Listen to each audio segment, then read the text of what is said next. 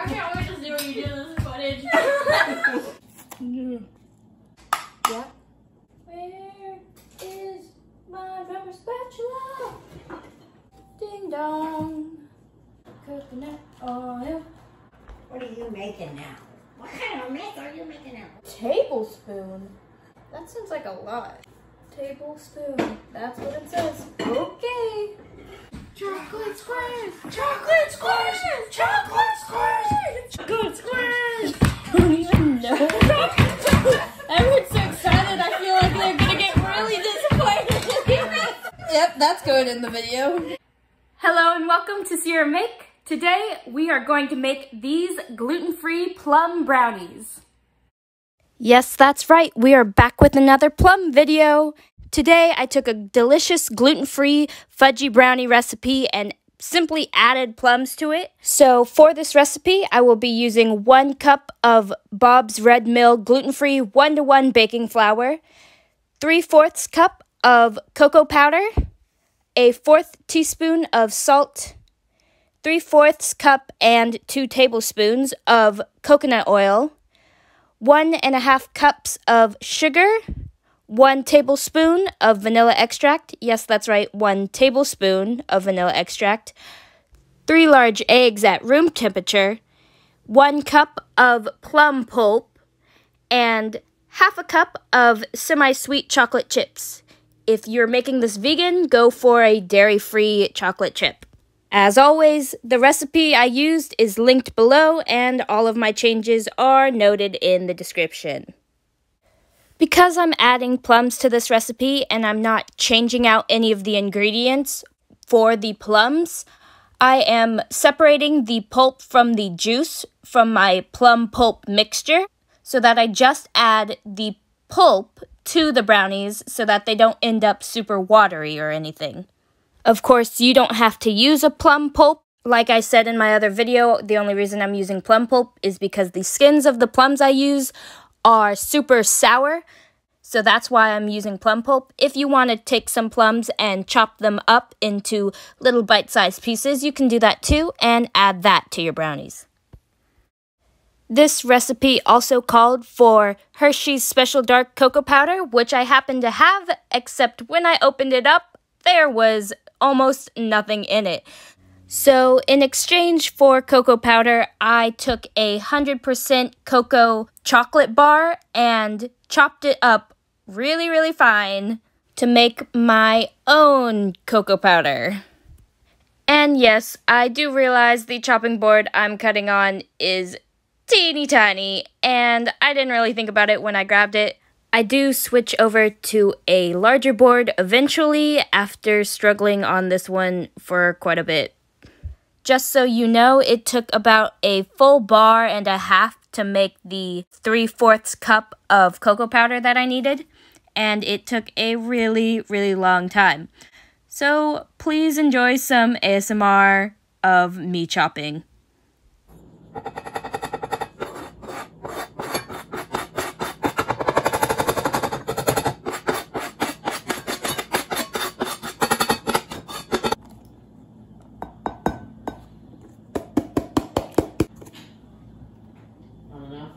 Nope.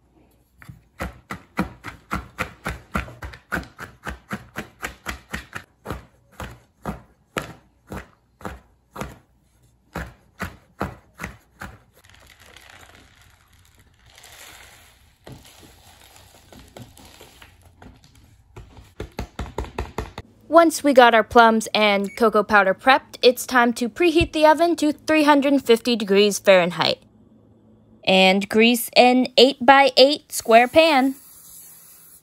Now on to the mixing. In a medium-sized mixing bowl, go ahead and stir together your 1 cup of flour, your 3/4 cup of cocoa powder, and your 1/4 teaspoon of salt.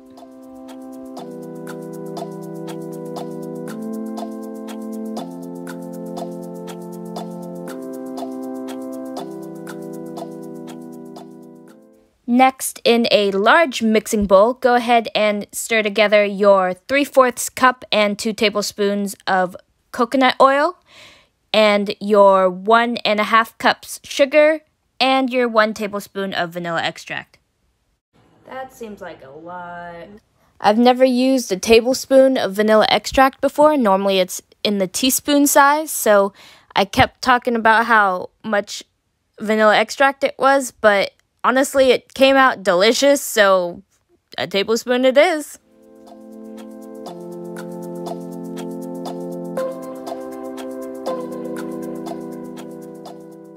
After mixing the sugar mixture, go ahead and add your eggs in one at a time, stirring between each egg.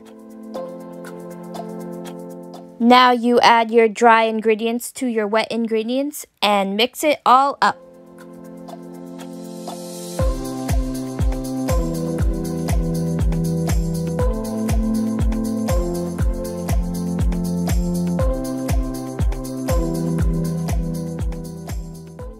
Once it's mixed up, we can add in our plum and our chocolate chips. At first, I only added 3/4 cup of plum, but then later on, I felt like you wouldn't taste the plum flavor that much, so I added another 1/4 cup to make 1 cup of plum pulp in total. Now it's time to pour our batter into our greased pan, and if you want, sprinkle on some chocolate on top. Lastly, let's pop this in the oven until the brownies have a thin crust on the top and the center doesn't jiggle as if it's uncooked. The recipe said that it should take 20 to 22 minutes, so I checked on it after 20 minutes and it definitely didn't look cooked. So then I checked on it again at the 30-minute mark, and it's kind of cooked, but it still looked really moist in the center. So I let it bake for 10 more minutes and then took it out of the oven. A good way to tell if your brownies are baked enough is by sticking a toothpick into the center. It should still come out moist because the brownies will continue to bake as they just sit in the pan resting. But if you stick a toothpick into the side of the brownies, it should come out with just a few crumbs on it. And there we have it. Now, how does it taste? Chocolate squares! Chocolate squares! Chocolate squares! Chocolate squares! Chocolate squares! I'm just gonna eat with my hands. I have a I have a napkin. feeling they're not going to quite make it to the plate. No leftovers. Chocolate squares! I don't even know. Everyone's so excited. I feel like they're gonna get really disappointed. You've been spelling it for hours!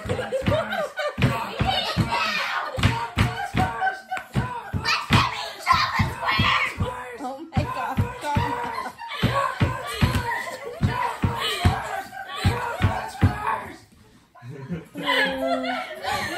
Yep, that's going in the video.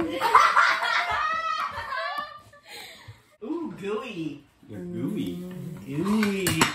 Whoa. We have a ruler. Can you make sure we're at square? They're down as a circle. No, They're like molten lava.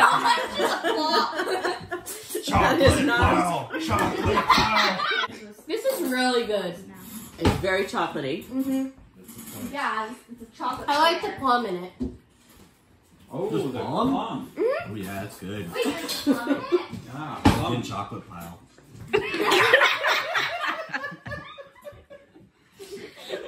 It's not even like brownie, it's like chocolate. Like hot fudge, huh? Yeah. Hot fudge with a crust. Yeah, that's pretty good. Sounds delicious. And what about the one without the side crust? Yeah. No. I got chocolate fudge without crust. Dying!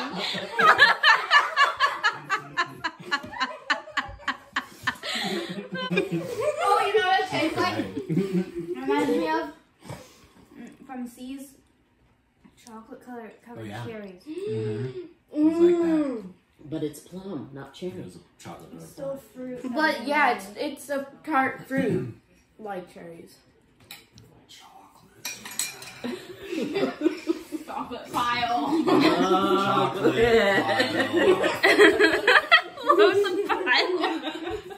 Yeah, use it for a shake. Chocolate pile.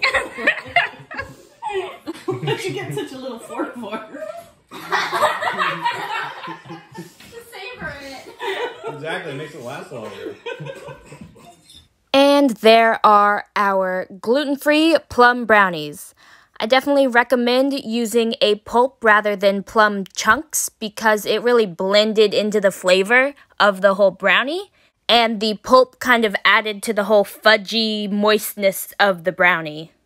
If you enjoyed watching this video just as much as I enjoyed making this video, please hit the like button, comment down below if you made the recipe, and please subscribe because I make new videos every Friday at 3. Thank you for watching.